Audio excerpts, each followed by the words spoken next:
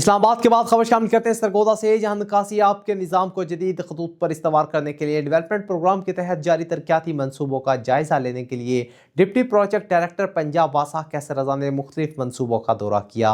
انہوں نے منصوبوں پر ہونے والی پیش رفت پر اطمینان کا اظہار کیا اور ہدایت کی کہ تمام ترقیاتی کام مقررہ وقت میں اعلیٰ معیار کے ساتھ مکمل کیے جائیں تاکہ شہریوں کو بارش اور سیوریج کے مسائل سے مؤثر ریلیف فراہم کیا جا سکے۔ مزید جانتے ہیں عمر خان کی اس رپورٹ میں۔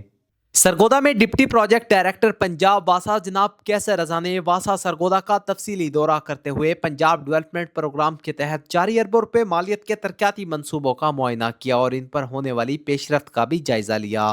دورے کے دوران جناب کیسر رضا نے کمپنی باغ اور رحمت اللہ عالمین پارک میں تعمیر کیے گئے جدید under ground storm water storage tanks کا معائنہ کیا جو مکمل طور پر فعال ہو چکے ہیں۔ انہیں بریفنگ میں بتایا گیا کہ ان منصوبوں کی بدولت مونسون کے دوران بارش کے پانی کی بروقت نکاسی ممکن ہوگی، جس سے شہر میں پانی جمع ہونے، شہری آمد و رفت میں رکاوٹ اور اربن فلڈنگ جیسے مسائل میں نمایاں کمی آئے گی۔ جی الحمدللہ، یہ جتنا کہ بارش کا پانی آپ کا سڑکوں پہ کھڑا ہوتا تھا، یہ انشاءاللہ یہ 1.5 لاکھ گیلن کا ہم نے ٹینک سٹوریج ٹینک بنا دیا۔ اس کے اندر پانی سٹور ہوگا۔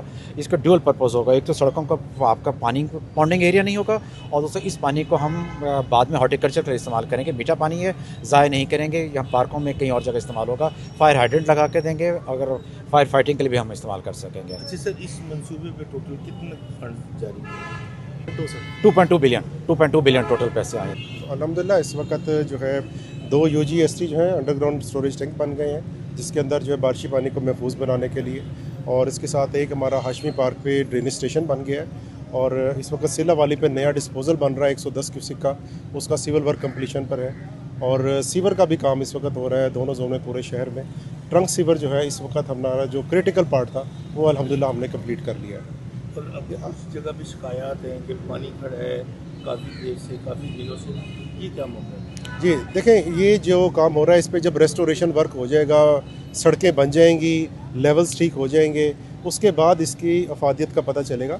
ابھی اس وقت پائپ لائننگ ہو رہی ہے سڑکوں کے لیے، آپ نے دیکھا خوشاب روڈ کے اوپر اس وقت سڑک کا کام چل رہا ہے، سڑک بنا رہے ہیں، تو جب یہ فنشنگ ورک ہو جائیں گے تو اس کے بعد یہ الحمدللہ یہ مسائل کم ہو جائیں گے۔